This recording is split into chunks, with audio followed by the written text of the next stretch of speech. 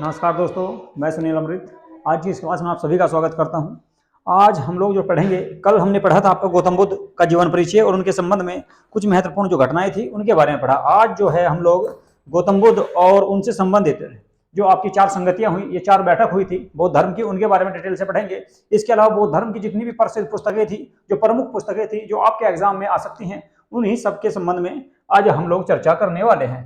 ठीक है जी। तो चलिए, सबसे पहले जो पढ़ेंगे हम, वो पढ़ेंगे आज हम क्या, प्रथम बौद्ध संगति थी। ये जो आपकी बौद्ध धर्म की जो बैठक है, जिन लोगों ने इससे पहला वीडियो नहीं देखा है बौद्ध धर्म का, पहले उसको देख लें, उसके बाद आपका इस वीडियो को देख लें। ठीक है, तो ये दूसरा वीडियो है आपका बौद्ध धर्म का।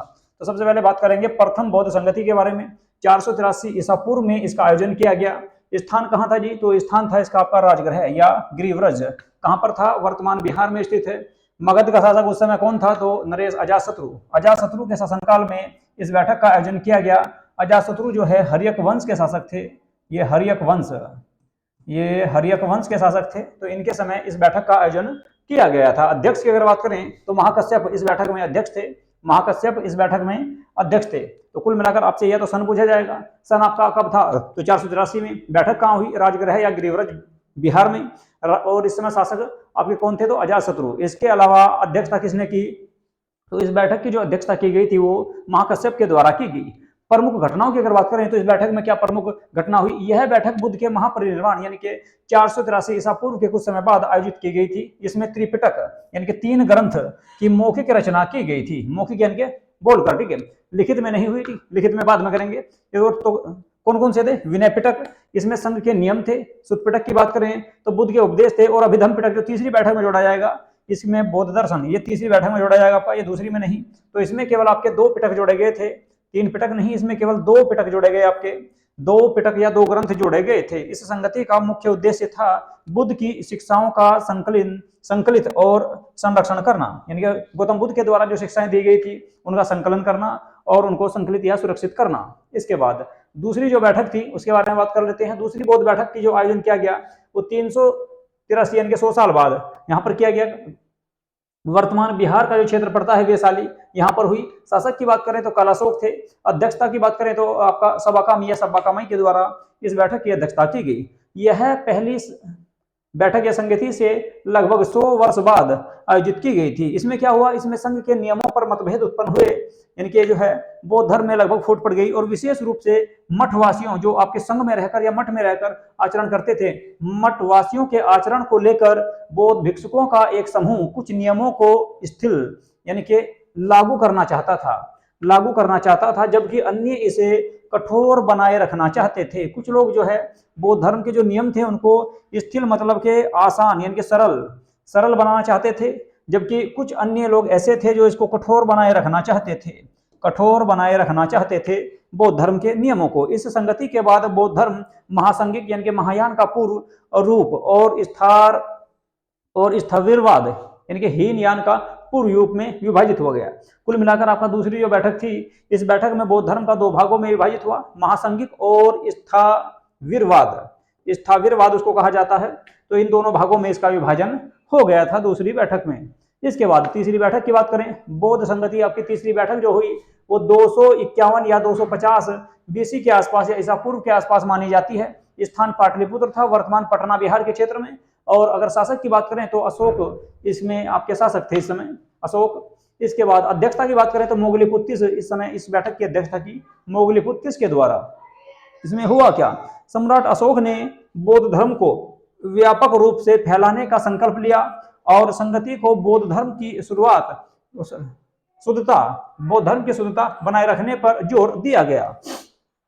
इसके अलावा इसी बैठक में अभिधम पिटक की रचना पूरी हुई, यानी कि तीसरा पिटक था वो आपका इसी बैठक में जोड़ा गया, यानी कि पूरा किया गया उस बैठक को, उस आपके तीसरे पिटक को। अशोक ने बौद्ध धर्म के प्रचार के लिए मशीनरी दलों को श्रीलंका यानी कि अपनी पुत्री जिसका नाम था आपका संघमित्रा और पुत्र महेंद्र को श्रीलंका भेजा था। बर्मा यानी कि म्यांमार, ग्रीस और अन्य देशों में भेजा था। महेंद्र और संघमित्रा को श्रीलंका भेजा गया, जहां उन्होंने बौद्ध धर्म का प्रचार प्रसार किया था। तो कुल मिलाकर आपका चीन, तिब्बत और अन्य देशों में भी बौद्ध धर्म का प्रचार प्रसार करने के लिए अशोक के समय ही अनेक भिक्षुक भेजे गए थे तीसरी बैठक के समय। बात करते हैं चौथी बैठक की, तो चौथी बैठक का जो आयोजन हुआ 78 ईस्वी या प्रथम शताब्दी में इस बैठक का आयोजन किया गया। कनिष्क इस समय भारत के शासक थे, कुषाण वंश के राजा थे, और कनिष्क के द्वारा ही भारत में सबसे शुद्ध सोने के सिक्के जारी किए गए थे। अध्यक्षता की अगर मैं बात करूं तो वसुमित्र अध्यक्ष थे, अशोक घोष जो है उपाध्यक्ष के पद पर थे इस समय। प्रमुख घटनाओं की अगर बात करें तो कनिष्क ने इस संगति का आयोजन किया और महायान बौद्ध धर्म के प्रचार के लिए जो है कनिष्क ने सबसे ज्यादा प्रचार प्रसार किया। कौन सी शाखा के लिए? तो महायान के लिए। इसी बैठक में हीनयान और महायान में बौद्ध धर्म विभाजित हो गया था। इसके बारे में बात करेंगे। हीनयान, कुछ बुद्ध को एक शिक्षक के रूप में मान्यता दी गई, किसको? हीनयान के द्वारा, ठीक है। और महायान जो एक शाखा बनी महायान, उसको बुद्ध को भगवान के रूप में पूजा जाता था, और पहली बार बौद्ध ग्रंथों का लिखित रूप में जो संकलन किया गया तो वो आपका चौथी बैठक में ही किया गया था। तो कुल मिलाकर बौद्ध धर्म के जो आपके ग्रंथ थे उनको पहली बार लिखित रूप में जो रखा गया वो रखा गया कौन सी बैठक में? चौथी बैठक में। और इसी बैठक में बौद्ध धर्म का विभाजन हुआ हीनयान और महायान के, ठीक है, हीनयान व महायान में। तो हीनयान और महायान के बारे में देखेंगे। हीनयान और महायान में क्या अंतर है उसके बारे में देखते हैं। बौद्ध धर्म के प्रमुख दो संप्रदाय, एक हीनयान बना, एक महायान, ठीक है। अर्थ की अगर बात करें हीनयान की, ठीक है, तो छोटा वाहन, हीनयान का अर्थ होता है छोटा वाहन या संकीर्ण मार्ग, ठीक है। महायान के मतलब जो महायान के बड़ा, ठीक है, महायान का मतलब होता है बड़ा वाहन या वृद्ध मार्ग, ठीक है, बड़ा मार्ग, ठीक है। मुख्य मान्यता की अगर बात करते हैं तो इसमें आ जाएगा आपको बुद्ध को केवल एक महान शिक्षक यानी कि महान पुरुष माना गया। महान शिक्षक या महान पुरुष इसमें माना गया। तो हीनयान के जो समर्थक थे वे केवल गौतम बुद्ध को एक महान व्यक्ति या महान पुरुष मानते थे, जबकि हीनयान वाले, ठीक है। और महायान की अगर मैं बात बताऊं तो महायान के लोग जो है गौतम बुद्ध को ईश्वर का दर्जा, ठीक है, यानी कि भगवान मानते थे। कुल मिलाकर बुद्ध को ईश्वर के रूप में पूजते थे या ईश्वर का दर्जा इनको दिया गया। मोक्ष और निर्वाण की अगर बात करें, इसमें कहा गया कि व्यक्तिगत मोक्ष पर बल दिया गया, और महायान में कहा गया सभी प्राणियों के मोक्ष पर बल उस पर दिया गया कि प्रत्येक व्यक्ति जो है आपका क्या कर सकता है? मोक्ष प्राप्त कर सकता है। लेकिन हीनयान में कहा गया केवल व्यक्ति ही, मानव ही मोक्ष प्राप्त कर सकते हैं। साधना या मार्ग की अगर बात करें तो इसमें कठोर तपस्या और ध्यान पर बल दिया गया। हीनयान में कठोर तपस्या और ध्यान पर ज्यादा बल दिया गया। बात करें महायान की तो महायान में भक्ति और करुणा पर अधिक बल दिया गया, यानी कि भक्ति या पूजा पाठ करने पर ज्यादा बल दिया गया। भिक्षुओं की भूमिका की अगर बात करें तो केवल भिक्षु निर्वाण प्राप्त कर सकते हैं, ऐसा कहा गया हीनयान के द्वारा कि निर्वाण जो प्राप्त कर सकते हैं या मोक्ष जो प्राप्त कर सकते हैं वो केवल हीनयान यानी कि भिक्षु ही कर सकते हैं। लेकिन महायान में कहा गया कि आपका भिक्षु के साथ साथ गृहस्थ भी मोक्ष प्राप्त कर सकते हैं, यानी कि घर में रहकर भी आपका लोग जो है अपना गृहस्थ जीवन जीते हुए भी मोक्ष प्राप्त कर सकते हैं, ऐसा कहा गया किसमें? महायान में। इसके बाद बोधिसत्व की अवधारणा, इसमें बोधिसत्व नहीं माना गया और इसमें बोधिसत्व को पूजनीय मानते हैं। बोधिसत्व का मतलब है कि गौतम बुद्ध के बाद जो अनेक संत हुए उनको बोधिसत्व कहा गया। आगे उनके बारे में बात करेंगे। ग्रंथ की बात करें तो आपके हीनयान के जो ग्रंथ लिखे गए वे आपके पाली भाषा में, त्रिपिटक जो लिखे गए वे सारे पाली भाषा में लिखे गए। और अगर बात करें महायान की तो महायान में संस्कृत भाषा में सूत्र लिखे गए। तो महायान के जो ग्रंथ मिलेंगे आपको संस्कृत में मिलेंगे, हीनयान के जो ग्रंथ प्राप्त होते हैं वो होते हैं आपके पाली भाषा में। क्षेत्र की अगर बात करें हीनयान कहां पर फैला और महायान, तो प्रमुख क्षेत्र की बात करते हैं। हीनयान जो रहा आपका श्रीलंका, थाईलैंड, म्यांमार और कंबोडिया वाले क्षेत्र में ज्यादा विकसित हुआ या ज्यादा फैला। जबकि महायान की अगर मैं बात करूं तो चीन, जापान और कोरिया, इसके अलावा तिब्बत और नेपाल के क्षेत्र में इसका विकास सबसे ज्यादा हुआ। तो चीन, तिब्बत, जापान, कोरिया और नेपाल के क्षेत्र में महायान। हीनयान की बात करें तो श्रीलंका, थाईलैंड, म्यांमार और कंबोडिया के क्षेत्र में इसका सबसे अधिक विकास हुआ है। चलिए जी, प्रमुख बौद्ध ग्रंथ और उनके लेखकों के बारे में बात करेंगे। मोस्ट इंपोर्टेंट है भाई, यहां से क्वेश्चन आने की आपकी संभावना सबसे ज्यादा रहती है, ठीक है। सबसे ज्यादा संभावना रहती है बौद्ध ग्रंथों की, या जो आपके बौद्ध ग्रंथ के या बौद्ध जो पुस्तकें थी उनसे क्वेश्चन आने की संभावना सबसे ज्यादा रहती है। तो बौद्ध धर्म के ग्रंथों को 3 प्रमुख श्रेणियों में विभाजित किया गया है, 3 श्रेणियों में बांटा गया है बौद्ध ग्रंथों को। कौन कौन सी श्रेणियां रहेंगी? तो एक तो हीनयान के ग्रंथ हैं, हीनयान के जो ग्रंथ है, ठीक है, ये सारे के सारे क्या है? पाली भाषा में लिखे गए। मोस्ट इंपोर्टेंट है, इस बात को आप गौर से नोट्स कर सकते हैं, ठीक है। हीनयान के जो ग्रंथ थे उन सभी को पाली भाषा में लिखा गया। महायान की अगर बात करें तो महायान के जो ग्रंथ थे, महायान के ग्रंथों को संस्कृत भाषा में लिखा गया। महायान के ग्रंथों को संस्कृत भाषा में लिखा गया। और एक शाखा थी आपकी वज्रयान, ठीक है। वज्रयान ग्रंथ जो थे उनको आपका तंत्र और साधना पर आधारित थे, तंत्र व साधना पूजा पाठ पर आधारित थे। कौन से ग्रंथ? वज्रयान ग्रंथ। महायान जो थे संस्कृत भाषा में लिखे गए, हीनयान पाली भाषा में लिखे गए। इस बात को आपको याद रखना है। चलिए जी आगे देखते हैं कौन कौन से हैं आपके हीनयान और महायान। तो हीनयान ग्रंथ और उनके लेखकों की बात करते हैं सबसे पहले, ठीक है जी। हीनयान में अगर प्रमुख ग्रंथ की बात करें तो 3 प्रमुख ग्रंथ आएंगे आपके। त्रिपिटक जिनको कहा गया हीनयान में, त्रिपिटक इनके 3 भागों में विभाजित किया गया, विनय पिटक, सुत पिटक, ठीक है जी। विनय पिटक की अगर मैं बात करूं तो इसमें संघ के नियम दिए गए हैं। सुत पिटक की अगर बात करें तो इसमें उपदेश दिए गए हैं। अभिधम पिटक जो है इसमें बौद्ध दर्शन, यानी कि बौद्ध दर्शन के बारे में इसमें बताया गया है, जो तीसरा पिटक है। और ये दोनों जो शुरुआत के पिटक थे इन दोनों को जोड़ा गया था पहली बैठक में और इसको पूरा किया गया तीसरी बैठक में, इसको तीसरी बैठक में पूरा किया गया था। इसके बाद अब देख लेते हैं भाई इनके लेखक और इनमें क्या क्या है, ठीक है। तो विनय पिटक की अगर बात करें, विनय पिटक की रचना किसके द्वारा की गई? तो उपाली के द्वारा की गई थी। विनय पिटक की रचना उपाली और अन्य बौद्ध भिक्षुकों के द्वारा की गई थी। इसके अलावा इसमें क्या है? भिक्षुकों के नियम और अनुशासन के बारे में इसमें चर्चा की गई है। सुत पिटक की अगर मैं बात करूं तो सुत पिटक को जो है आनंद के द्वारा लिखा गया, या इसकी रचना आनंद के द्वारा की गई। और इसमें आपका योगदान दिया किसने? महाकश्यप ने भी थी। इसमें गौतम बुद्ध के उपदेशों को संकलित किया गया है, गौतम बुद्ध के संकलनों को, आपके उपदेशों को संकलित इसमें किया गया है सुत पिटक में, ठीक है। आगे बात समझिए। और बौद्ध धर्म के जो ग्रंथ या पुस्तकें जो लिखी गई है तीसरी बैठक या उसके बाद इनकी रचना की गई है। इसके बाद अभिधम पिटक की अगर मैं बात करूं तो बौद्ध दर्शन और मनोविज्ञान पर यह आधारित है।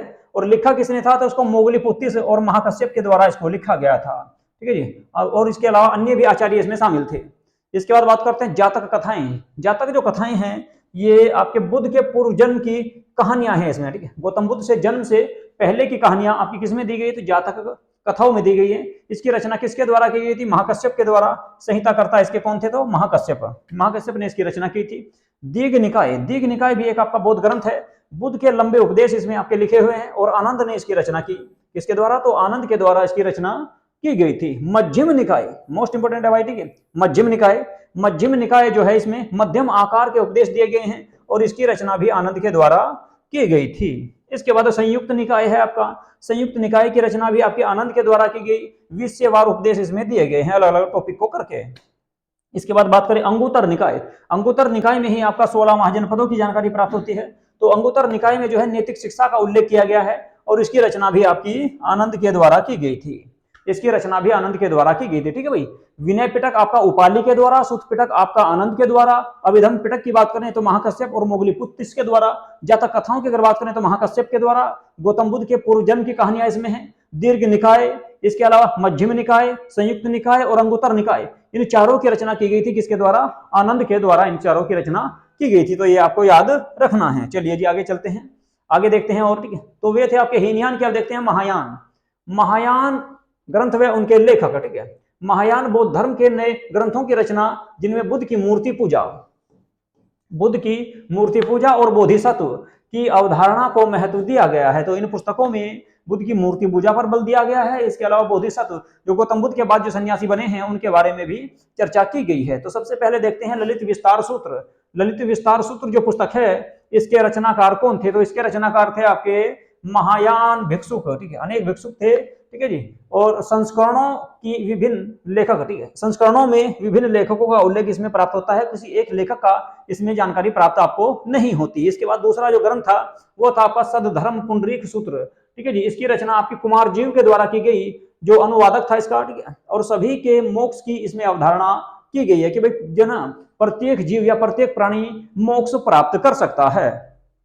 इसके बाद अवंतसक सूत्र, तो इसकी रचना अशुघोष के द्वारा की गई थी। बोधिसत्व की शिक्षाएं इसमें दी गई हैं, बोधिसत्व की शिक्षाओं का उल्लेख इसमें किया गया है। इसके अलावा प्रज्ञा पारमिता सूत्र, प्रज्ञा पारमिता सूत्र, शून्यवाद का सिद्धांत इसमें दिया गया है। नागार्जुन के द्वारा इस पुस्तक को लिखा गया। नागार्जुन को ही नागसेन के नाम से भी जाना जाता है।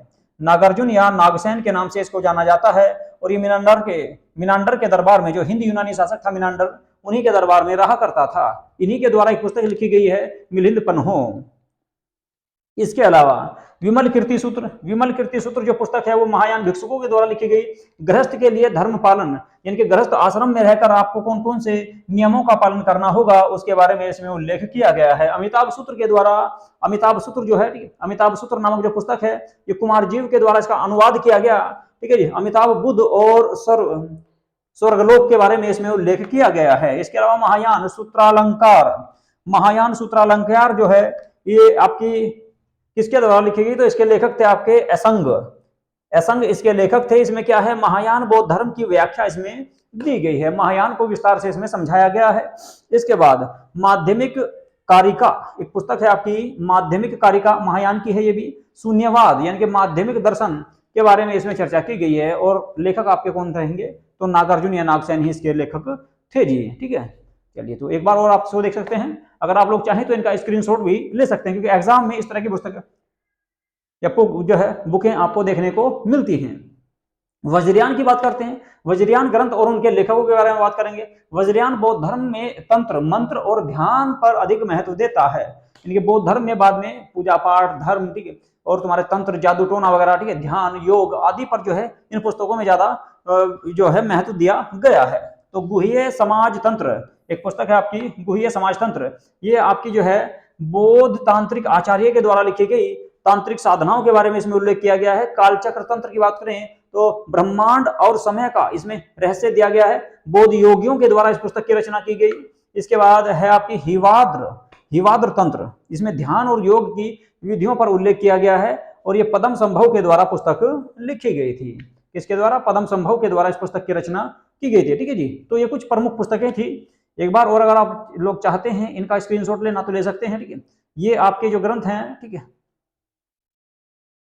ये आपके हीनयान के, ठीक है, तो हीनयान के हैं सबसे पहले 3, ठीक है, विनय पिटक, सुत पिटक, अभिधम पिटक, ये तो आपके त्रिपिटक हैं। इसके अलावा हीनयान से ही संबंधित आपकी ये आपकी पुस्तकें हैं, जातक कथाएं हैं, दीर्घ निकाय है, मध्यम निकाय, संयुक्त निकाय और अंगुत्तर निकाय। ठीक है, ये आपकी जो है बौद्ध धर्म की प्रसिद्ध पुस्तकें, ये सारी ये आपकी तीनों आनंद की हैं। ठीक है, तो आप इनका स्क्रीनशॉट भी ले सकते हैं। एग्जाम में आपको इस तरह की पुस्तकें बौद्ध धर्म से संबंधित देखने को मिलती हैं। ये सारी की सारी महायान की हैं, आप इनको भी देख सकते हैं, ठीक है, या इनका स्क्रीनशॉट ले सकते हैं। इसके बाद ये आपकी जो है वज्रयान ग्रंथ हैं, और इसमें उनके लेखक के बारे में दिया गया है। ये 3 प्रमुख ग्रंथ हैं आपके, गुह्य समाज तंत्र है, कालचक्र तंत्र है और हिवांद्र तंत्र। ठीक है जी। इसके बाद कुछ लेखक हैं आपके बौद्ध धर्म के, और उनका क्या योगदान रहा है उसके बारे में देख लेते हैं। ठीक है जी, महाकश्यप या उपाली, ठीक है, महाकश्यप व उपाली के बारे में बात करते हैं। ठीक है, तो देखिए, ठीक है, इनके बारे में क्या है आपका, प्रथम बौद्ध संगति में त्रिपिटक का संकलन किया गया और विनय पिटक की रचना की गई उपाली के द्वारा। इसके बाद आनंद की अगर बात करें तो आनंद ने सुत पिटक की रचना की थी, पहली बैठक में ही बुद्ध के प्रवचनों को संकलित किया था इन्होंने। ठीक है, इसके बाद नागार्जुन की बात करें तो शून्यवाद और माध्यमिक दर्शन के प्रणेता इनको माना जाता है। ठीक है जी, और ये आपके मिनांडर के दरबार में रहा करते थे, बौद्ध भिक्षुक थे, बौद्ध विद्वान थे। अशोक घोष की अगर बात करें तो ये बुद्ध चरित्र और अवंतशक सूत्र की इनके द्वारा रचना की गई थी। बुद्ध चरित्र को जो है बौद्धों का रामायण कहा जाता है। ये सबसे प्रसिद्ध पुस्तक है बौद्ध धर्म की, जिसको बौद्धों का रामायण कहा जाता है। वसुबंधु की अगर बात करें तो वसुबंधु जो है अभिधर्म कोश लिखा, इनके द्वारा ये पुस्तक लिखी गई, अभिधर्म कोश, और योगाचार दर्शन को स्थापित किया इनके द्वारा। इसके बाद अगले लेखक हैं आपके असंग। असंग की बात करें तो महायान बौद्ध धर्म के महत्वपूर्ण ग्रंथ महायान सूत्रालंकार की रचना इन्हीं के द्वारा की गई थी। इसके बाद कुमार जीव हैं। कई महायान ग्रंथों का संस्कृत से चीनी भाषा में अनुवाद किसके द्वारा किया गया, तो वो किया गया था भाई किसके द्वारा, कुमार जीव के द्वारा।